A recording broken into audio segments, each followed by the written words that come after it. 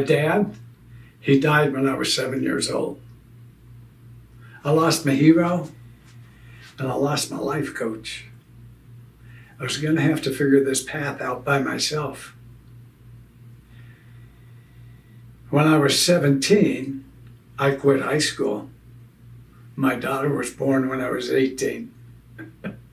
She's as pretty today as she was then. I went to work for a regional discount drug chain, and I became the youngest manager in the organization at the age of 20.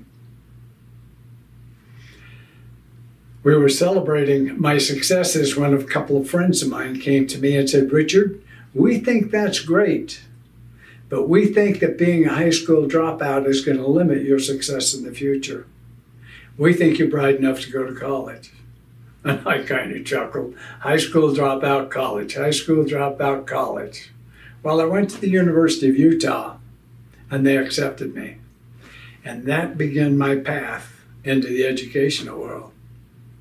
I got a degree in banking and finance, a degree in accounting, and eventually became a CPA.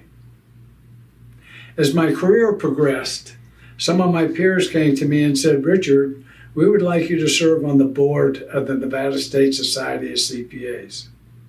And I agreed, and eventually became president. During my tenure, we passed the Uniform Accountancy Act, which was very important because it gave CPAs access to the investment advisory world and the life insurance world. Later that year, at the annual meeting, the AICPA made an announcement that they had made a deal with Fidelity Institutional Brokerage Group. And they were granting access to CPAs to the Fidelity Institutional Brokerage Group, regardless of their experience. I came back to Nevada.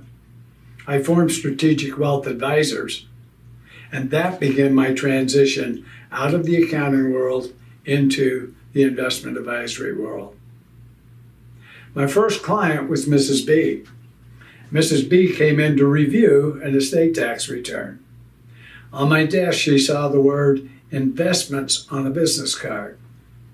She said, "Richard, can you manage my money?" And I said, "Yeah, I can." She said, "Do I have to talk to the guy who manages it now?" I said, "Well, no, you don't, but you should, because any issues you have, he could probably resolve." She says, "No, I don't want to. I want you to manage my money." So we moved her wealth into Fidelity Institutional Brokerage Group. During our meetings, she said to me, "Richard, I think what I'd like to do is move to Southern California to be closer to my family and my niece. If I did that, would you continue to manage my money?"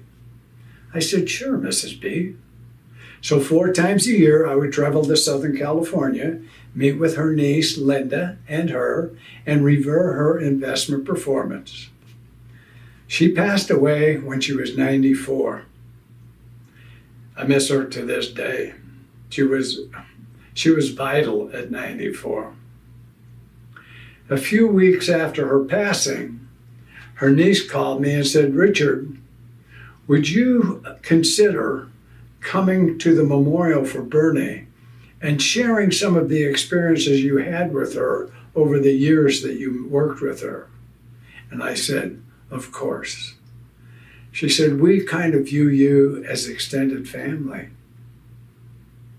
I had just been paid the greatest accolade any financial advisor can ever be paid.